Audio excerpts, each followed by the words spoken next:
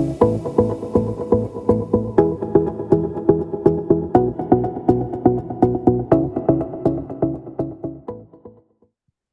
everyone, and welcome to another episode of Partner Perspectives. My name is Angie Doritis with Assurant, and joining me today are Luke Van Dyke, Senior Partner Experience Manager at Fama, and Gurdon Blackwell, Chief Revenue Officer at Assurant.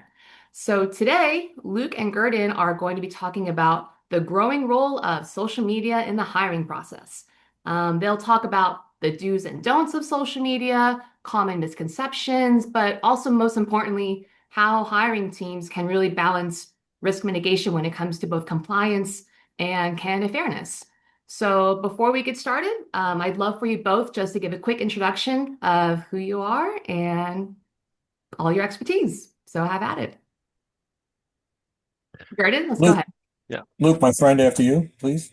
Perfect. Thank you kindly. Yeah, hi everyone. My name is Luke Van Dyke. I've been in the background screening industry for about 10 years now. I'm based here in beautiful Calgary, Alberta in Canada, but really focused on both North America, but also honestly global compliance, privacy, and just best practices across products. And yeah, very excited to be here today to talk about what we do so well here at Fama. Terrific. Thanks, Luke. Hi, everyone. Gurdon Blackwell. I'm the Chief Revenue Officer here at Assurant. I've been in the backgrounding industry for about 20 years. So I've worked in seeing a lot of growth inside of the employment background screening space in that time. I currently lead all go-to-market functions for the Assurant organization in terms of sales and retention of our incredible client base. And oversee marketing partnerships and operations from a revenue standpoint with a very talented team underneath me that I work very closely with to help progress things forward, including partnerships like the ones that we have with Fama. Fantastic. Thank you both. So let's talk about social media screening. It's gained a lot of attention over the last few years. So why has it become such an important part of the hiring conversation? Gurdon, let's start with you for this one. Yes, thank you, Angie. So again, in being in the screening industry for as long as I have, there have been lots of different additions of different types of solutions that have traditionally built on top of the foundation of what would be considered your de facto criminal record check, right? And honestly, social media has been around for quite some time. But to your point, Angie, it really has started to gain some of that significant attention over the last few years because of what it's adding to the value of a criminal check, of a traditional criminal check. Right. So, and ultimately, these things should not be viewed as competing solutions. They absolutely complement one another to provide different views and lenses of risk intelligence that hiring managers and talent acquisition people are looking for to make the best decisions that they can in onboarding new employees. One of the most critical things probably about it is that, criminal checks are incredibly important, but they identify historical incidents, right? So what has somebody done in their past, that ultimately could be a risk to your organization as it means to criminal record searching, and criminal records and anything associated with, breaking the law, right? But what social media does is that it can reveal current behaviors, attitudes and emerging risks, right? So you're really looking at a more real-time lens of a person's activity through what they are doing on social media versus the backward look of what somebody may have done through a criminal record search. And that's why they're so incredibly powerful, when, put together and used in conjunction with one another to develop that holistic look at, a potential applicant. It also provides information that would really never appear in traditional criminal screening, right? Because of the application of where that activity and behavior exists. And again, it's allowing for that larger picture, of that specific individual.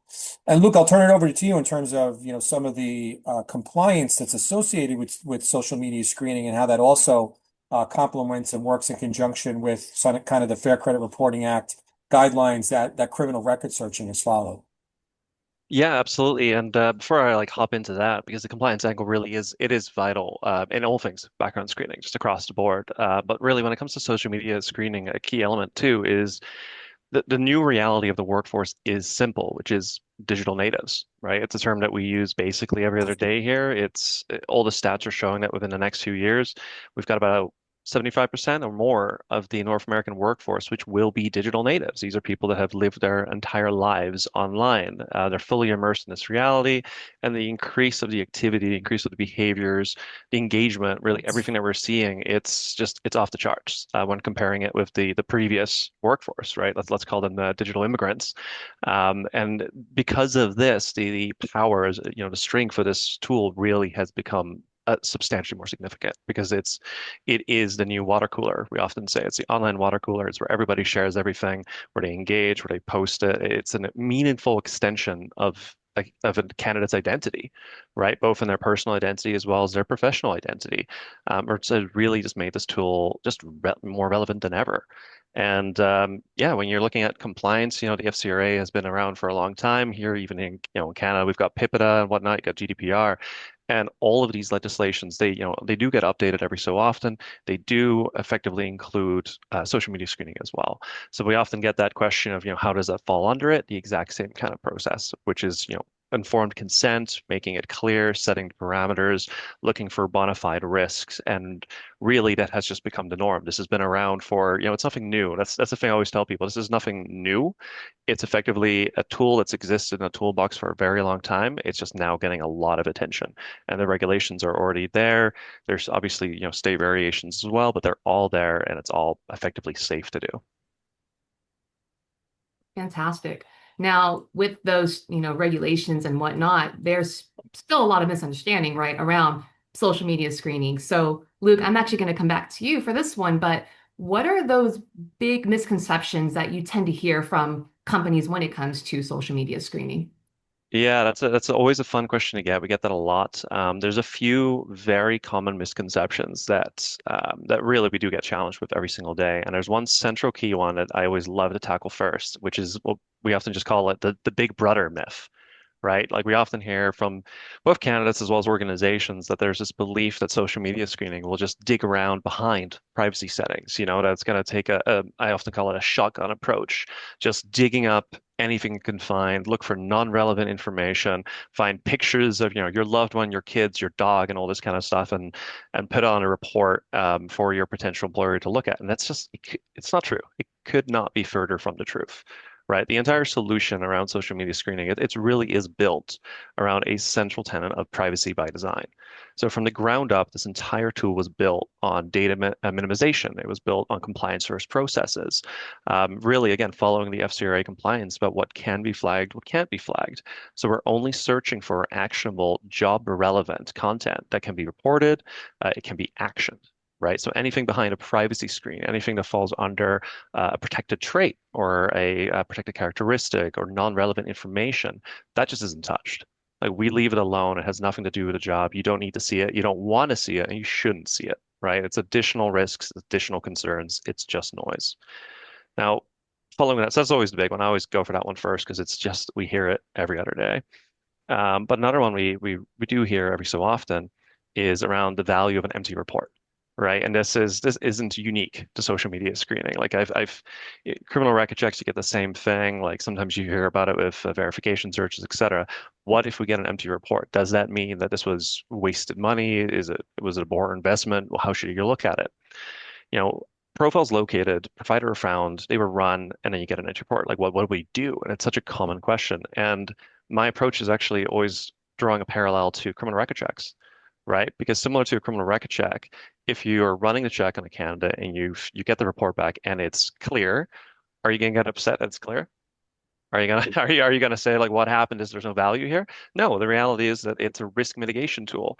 So when you get that kind of situation, you run the report. We found all the locations, we found all the profiles, pardon me, and we confirmed there's nothing. That's a celebration moment, right? And that's the reality. It's only really in this industry where you find out every so often poor providers that will try to fill that void with noise. Because the reality is, if there's nothing to report, that's a fantastic moment. You shouldn't be trying to fill that up with personal pictures, personal information, none of that stuff. So those are really the like the big misconceptions that we kind of tackle in the day in day out situation. Gurdon, do you have anything to add to that? No, sure. Yeah, I think everything that Luke said is, really on point in terms of, I think the changing shift in the way that social media screening is being viewed, in the workplace and for HR and talent acquisition professionals who want to use as much as possible, with, cost constraints and time and quality all baked into it, right? In terms of getting a person into the seat. But because of the comprehensive nature, which social media screening is done, and to Luke's point, just like you get a clear background check back and say, thank goodness, right? No different, here in terms of like you always have to find something.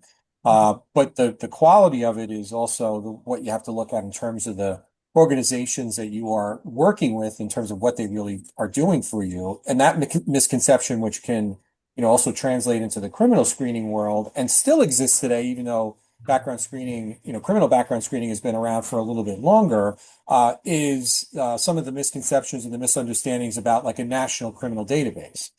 It's very interesting still in terms of people that I speak to today that believe like a national criminal database is, an all or nothing thing and contains every single criminal record that was ever committed by any person, in the United States. And that's just absolutely not a fact at all. In fact, the national database is really a supplement, Mhm. to primary source criminal record searching, that is traditionally done by, organizations who have the scale and the scope to be able to go really anywhere in the country and look for a criminal record directly in the county repository versus, something that may or may not be uploaded into a national database. Mhm. Right. So same kind of concept from a criminal record standpoint in terms of that misconception and same kind of thing in terms of like how you scour, all of the different, websites and social media platforms that are out there. You have to have a really compliant and robust engine to be able to do that in a sophisticated manner. And so we're hearing, bits on the social media screening side and also the criminal screening side. But now, how are both Assurant and Fama working together to kind of combine these type of solutions for a more comprehensive search? Gurdon, can I go back to you for this one? Yeah, of course, absolutely. I think the biggest thing, we spoke about how both complement one another, what they both bring to the table in terms of, the holistic view. I think one of the greatest things that we've done together is just make it a really seamless experience, for the user, right? They go into the Assurant platform, they place an order. Not every single order also has to contain a social media search, just like Mhm. in our traditional employment screening, there are variations of different types of packages that as long as you're consistent with, running the same services on the same applicants that are going for the same job, right, which is always important to make sure of. But if you do want to run a social media check on a specific type of individual for a specific type of role and job, right, again, that seamless experience. You go into our platform, you order that package, so to speak, that contains that service. And just like any of the other services that are run inside of that package, right, they will come back in an incredibly timely manner, visible to you on the consumer report. So again, you really don't see a difference or feel anything different in terms of, the performance of the social media search, and the criminal components that are maybe associated with it in that package. Luke, do you have anything to add for that? I mean, he hit the nail on the head. It's a hard one to follow. So I completely agree. I mean, ultimately, it's specialization meets configurability. That's how I like to describe it. Azurant's got the verticalized expertise, and it plugs directly into our fully configurable platform. So it is seamless, exactly as Gurren said, and it really allows for a situation where the partner expertise becomes the screening precision. Right? We inform each other of the trends. We're sharing what we're finding, what we're seeing from key verticals and how we need to adjust and meet that vertical and how do we approach it in a way that really gets us the most results for that area. So, there's all these examples, especially with social media screening. The reality is we're effectively trying to keep the pulse on an ever-changing online database that everybody can edit at any point in time and add to, et cetera. So it to be really at the forefront of that and do everything well, you need that free-flowing information between realistically just market experts to make sure that you can cater it. And you gotta, you gotta verticalize that. You gotta divide it up into, let's call it parcels, where you can then effectively configure every single check to that specific parcel. Right. And then make sure that you're adding in the right, let's say keywords as an example. That's what the terms we often use, that you're covering exactly what that industry cares about, what that organization cares about. And you really can't do that well if you do not have a good partner. Right. And so that's really where I see the big strength in our partnership, where we have the ability to share that information. We have the drive as well. I always say we're such, it's a very small industry. We're such fun at parties because we all love this kind of stuff and we talk about this a lot. And with that is also the examples that we share, because those examples build the tools. Right. And that's the reality. And we see it here day in, day out from the strangest, I often just call them like the strangest online brags that we have to flag. So, people bragging about being overemployed is a common one, where they say they're ghost working or overemployed. What that actually means is that there's people that are secretly on the side working remotely and effectively holding multiple jobs without telling their employers. Right. And there's key terms that are being used online to signal that. So we find that we market and we also let the partner know. So we effectively advise Azure and saying, this is what we're seeing, this is how it's impacting it, and then we can adjust the flow. And that's really that what like the strength of the partnership. So if I were someone in HR or TA or even just someone, managing risk in general, and I'm looking into social media screening as a part of the hiring process, what advice would you give me as someone who was brand new, did not know what to approach, how to approach it, what questions to ask? How would you leave that? Yeah, it's a good question. And the way I always like to answer that is by starting with a reality check, which is that the simple reality is all the research shows that 3 and 4 hiring managers are already doing this. Right? They're already looking at candidates and social medias. I know there was a poll by a resume builder a couple of years ago that said about 3 and 4, and it's currently being done. It's being done informally, which means that normally it's being done non-compliantly. Potentially, data is being stored in ways that it shouldn't be. If you're really unfortunate, they're looking at things that have no impact on the hiring decision at all. If the candidate finds out, they can take a very defensive stance. They can make certain claims as well. As you're, surname gives it away, but as a European, I always like to use the example of like, imagine if somebody looked at my profile, finds out that I'm a massive football, soccer fan and a Feyenoord fan, and they happen to hate Feyenoord and they love Liverpool, right? And then now I don't get the job. Now I can start making some strange claims. So this has been going on for a long time, and this isn't new. It's not going away. So by adopting a standardized solution, it's not that you're adding surveillance, it's actually that you're adding compliance, right? You're adding a compliant, defensible process into the flow. So that's really always the first advice is a bit of a reality check of like, you're probably already doing this. And if you're not, someone in your organization is. So now we're just standardizing. And effectively, once you have that, it all just comes down to, and this is the same as every kind of background check, really, it's building the package and building the flow for it. So, you focus on actual information, what you don't want to have to, or even ever should see information that you don't need to see. So you don't need to see like candidates' profile pictures as an example. It just doesn't matter, right? You don't need to see if they were on vacation in Spain. The only thing that's going to create is envy, right? There's no value. So you identify the key risk traits. You do that on a specific organization, your industry. You look at risk levels because exactly as Gordon said earlier, depending on the role of the candidate, there's different risk bands. And candidates fall in different ones. So identify what you're concerned by, identify what you're looking for, and then make sure that you kind of level that out properly.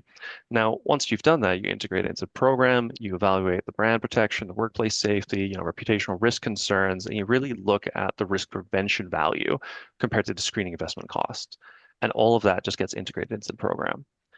So using the findings, and there's a few other ones I always say, use the findings as a risk management tool, not a hiring disqualifier. And that's key. And we say the same thing with realistically every kind of background check, right? Like criminal record checks are the same thing. Just because something comes up doesn't mean it's automatically a disqualifier. It means you got to take a look at it. The FCRA regulations, PIPEDA, GDPR, all of that is very standard on that front. So you evaluate the findings based on severity. You've got a schema. You look at it. Do you disqualify? Do you have a conversation? with a candidate because that's completely valid as well. Do you have a conversation about deleting something that they made a post a couple of years ago that was a little bit silly, or there was a recent example we had where somebody used an abbreviation that 5, 6 years ago was completely harmless, but has recently been incorporated into some, extreme fringe groups online. So it's literally just a conversation of, hey, that meant nothing back then. Now it's very bad. Delete it. Right. And that's just a reality. It's really look at the program, evaluate it on a level by level basis, and ultimately consider both the candidate and the employer protections. And that's very easy to do. And especially when you've got, partners, you got organizations like Azure and you got Fama as well. Like we are here to help with that. We're here to give you the best practice and we can really make sure that this system works for your organization.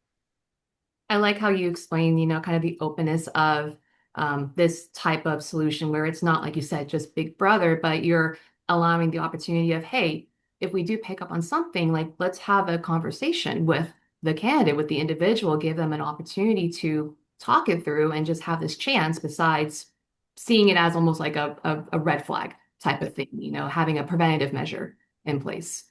It's a lot of advice.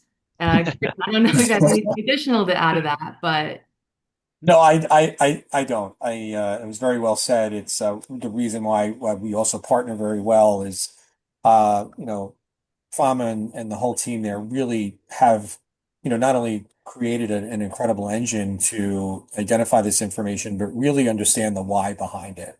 Again, it's not just a transaction, in and of itself. There's a reason for it. There's a reason, to do it. And again, like anything else, it's not potentially not a fit for everybody or every single role, but it is something to be looked into.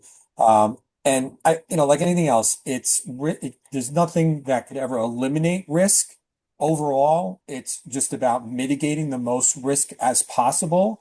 And if there are additional tools that are out there that could help with that risk mitigation, it's worth to investigate it and understand whether or not it's right for your organization. But I would say that ultimately, we are seeing this to be, again, adopted a lot more. So recommending of being like a leader in this versus a follower, will also help protect your brand because it's also about deterrence. And the person that you hire where you did not do social media, maybe the person that, your competitor didn't hire because they are. So you have to look at it through a bit of that lens too, and just in terms of keeping up with, how this industry continues to evolve and again, mitigate the most risk possible for you. absolutely. And so, on a final note, kind of what role do you see both the Assurant and Fama partnership playing in just continuing helping companies better understand who they're actually bringing into their organization? Gurdon? Sure, I'll start. First and foremost, I think ultimately, we are both organizations at, the cutting edge of best in breed technology in this space. So we are going to continue to evolve together and bring the best solutions, to the market and what, clients, will be able to count on in regards to, again, utilizing, the best services in this space. As I mentioned before, this is definitely social media is definitely moving towards becoming a de facto standard, and component of workforce risk management and the overall background screening process. One other important thing too is, everything that we've discussed so far has been like anything else, a point in time, selection of information. What's also evolving, which is a benefit that both of our organizations can bring to the table, is that ongoing monitoring as well. So not just point in time of doing it when somebody's coming in the door, but looking at it from a standpoint of, is there ability to be able to see post hire, what somebody has done either from a criminal standpoint, or from an activity standpoint that both can show risk inside of your business to, your brand, your employees, and your clients, which is a really big growth part of, both of, our organizations and what we're bringing to the table in terms of that monitoring solution. And then, again, regulatory expectations, right? The FCRA, global GDPR, it's all changing. It's continuing to change, right? So we are also both at the forefront, of regulatory compliance. So we'll be able to ensure that, what we're doing and what we're presenting to you is the most compliant method and way of using information to, identify, potential risk, in an employee coming in the door. Luke, any final comments? Yeah, absolutely. Especially what Gurnan said about monitoring. It's absolutely true. I'm a big fan of describing pre-employment screening as a picture in time and space. I love that phrase for that. And you can gather as much information as you'd like to build a very comprehensive risk profile, mitigating risk. And exactly, you can never remove risk altogether. We're in a business of risk mitigation, really reducing it as much as possible. And that's great doing that. But post-hire management really has become vital and it's become standard. And I know it often sounds very fear-mongery, which is why it's always difficult to describe, but it's one of those things that if you as organization don't adopt it, the other organizations in the industry will, right? And then realistically, you end up with a different pool of candidates by the end of that flow, right? And you end up with a reputation. That's something to be concerned by. That's something that you should be trying to mitigate. Because in a lot of industries, and exactly as Gordon said, it's not every industry, it's not every organization. You do have to evaluate, but in a lot of industries, there is a genuine need for sequence rescreening. You can see it with, motor vehicle record monitoring that's already existing. You see it identity, and social media is no different either. So and especially like identity is a big one. You even get it now with the kind of the overemployed segment where there's organizations checking, is the person logging in on Wednesday the same person we hired on Monday? It's a legitimate question. Similarly, like social media, it's really no different, right? Making sure that they are still following the code of conduct or still following the same kind of parameters that you would expect from a new hire a year into their employment or 6 months in their employment. I standardly recommend towards the end of the probation period, do check it, right? Have they been ranting online about how terrible the probation was or how bad your client is, all that kind of stuff. And then you can still take easy action effectively. And ultimately, the reality is social media, it's just going to continue to standardize and expand. We see this in the UK. You've got the FCA, which is effectively setting clear expectations to regulated firms to effectively monitor risk outside of work premises, right? Like online, et cetera, just where it applies. That is going to have a knock-on effect. It's just a simple reality. Financial world, these big organizations, they always have knock-on effects. So it will spread. I'm sure that we here in Canada will be impacted first because Commonwealth and we love to copy the Brits. So I'm sure that OSFI in Canada will copy it. And then I'm sure that at some point, like the SEC, FINRA, et cetera, they'll look at it as well. So as that happens, this partnership between FAM and Azure, like it will just continue to grow. It's going to honestly be vital in educating organizations, educating industries, and ensuring that ultimately organizations are running safe, comprehensive programs that are, and this really is key to everything I always say, that are compliant. That is Mhm. the most important thing at the end of the day is like run a compliant program because that protects everybody, organization and candidate. Exactly. Like you were saying before, I'm sure teams they're doing this already, but is it compliant? And that's kind of what we're trying to hone the nail here. So, Gerd and Luke, thank you so much for taking the time to talk about social media screening. This was a very eye-opening discussion. And if you would like to learn more about how Assurant and Fama are partnering together, you can visit our website at assurant.com. But thank you again for listening to Partners Perspectives, and I hope to see you on the next one. Take care.